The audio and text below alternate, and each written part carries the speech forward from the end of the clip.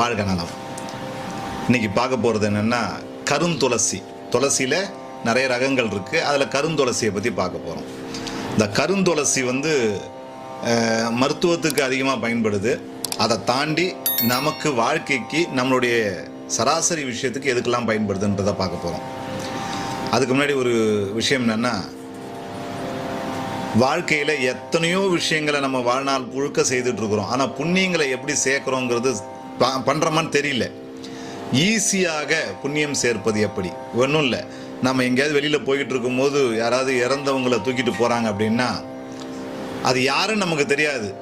அந்த பிரேதத்தை பார்த்து அதை தூக்கிட்டு போவாங்க இல்லையா, அந்த வண்டியிலலாம் வச்சு கொண்டு போகிறாங்க இல்லையா, பார்த்து இந்த ஆத்மா சாந்தி அடையட்டும்னு வேண்டிங்க, மிகப்பெரிய புண்ணியம் நமக்கு கிடைக்கும் அப்படின்னு சொல்லிட்டு நம்ம கருந்துளசியை பார்ப்போம். இந்த கருந்துளசி ரொம்ப பயங்கர சக்தி வாய்ந்தது தான் கருந்துளசின்னு சொல்கிறாங்க. எப்படின்னா அதுக்கு ஆக்ரோஷ சக்தி அதிகம். எப்பேற்பட்ட சத்துருக்களையும் வெல்லும் சக்தி கருந்துளசிக்கு உண்டு. வரலாற்றில் கூட இந்த கருந்துளசியை வச்சு சில காரியங்கள் செய்ததாக நம்ம வாய்மொழி கதைகள் எல்லாம் கேள்விப்படுறோம். நமக்கு இது எப்படிலாம் யூஸ் ஆகும், நமக்கு எப்படிலாம் பண்ணலாம் அப்படின்னு பார்க்குறோம். இந்த கருந்துளசியோடைய வேர் எடுத்துக்கணும். கீழே இருக்குது அதை மாடத்தில் இருந்து எடுக்கக்கூடாது. வேர் எடுக்கணும்னு முடிவு பண்ணிட்டோம்னா அந்த துளசி மாடத்துலேருந்து எடுத்தால் பெருசாக பயன்படாது.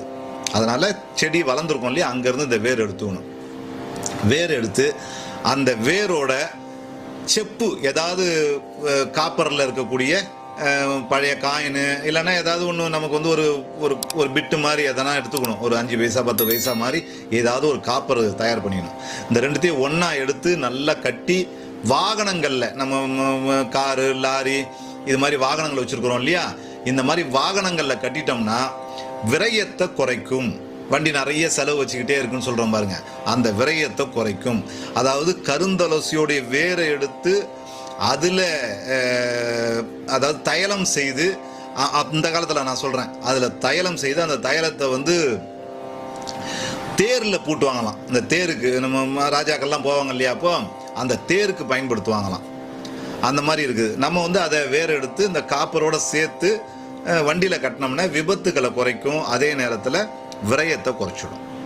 அடுத்து அதே மாதிரி அந்த வேர் எடுத்துக்கணும். வேர் எடுத்து நல்லா அரைச்சி கொஞ்சம் பச்சை கற்பூரம் கலந்து அரைச்சி நெத்தில இட்டுன்னு போனோம் அப்படின்னா எதிரிகளுடைய தொல்லை இருக்காது. இப்போ நம்ம ஒரு பிரச்சனையில் ஒருத்தரை சந்திக்க போகிறோம், அவங்க பயங்கரமாக கத்துவாங்க, நம்ம ஏதோ தப்பு பண்ணிவிட்டோம், இல்லை கடன் நம்ம கடன் வாங்கியிருப்போம், திருப்பி கொடுக்க முடியாத நிலையில் அவங்க நம்மளை சத்தம் போட, அவங்கள நம்ம பார்க்க போகிறோம் அப்படின்னா இந்த இதை ரெண்டுத்தையும் அரைச்சி நெத்தில இட்டுன்னு போனோம்னா அவங்களுடைய வீரியத்தை குறைச்சிடும்.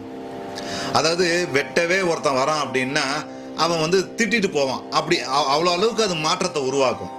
நம்மளை பார்த்தா இன்றைக்கி வெட்டிடுவான் அப்படின்னு நம்ம நினைக்கிற ஆள் திட்டிட்டு போகிற அளவுக்கு கொண்டு வரும். திட்டிட்டு போகிறதுன்றது சாந்தமாக போக வைக்கும். இந்த கருந்துளசியும் பச்சை கற்பூரத்தையும் கலந்து, அதாவது அரைச்சிக்கணும். அரைச்சி அந்த நெத்தியில் இட்டுன்னு போனோம்னா இந்த மாதிரி சத்ருவை வசியம் பண்ணக்கூடியதுக்கு வாய்ப்பு இருக்குது.